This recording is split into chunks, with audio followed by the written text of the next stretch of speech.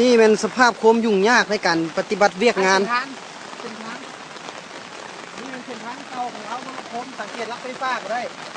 แต่ว่าก็มีมาตอนว่าการเก็บกู้ก็มีน่าจะเป็นประมาณเดือนนึงเนี่ยย่างน้อยเดือนนึงที่ว่าจะได้ออกมาได้เดือนนึงขึ้นไป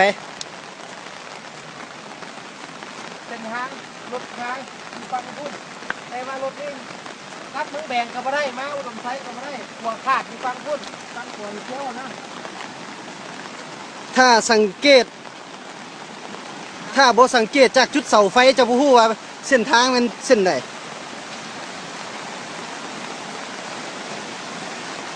จุดเบื้องขวามือของข้าพเจ้านี่เป็นบ้านเฮือนคน4-5 หลังเรียนติดกันหายวับ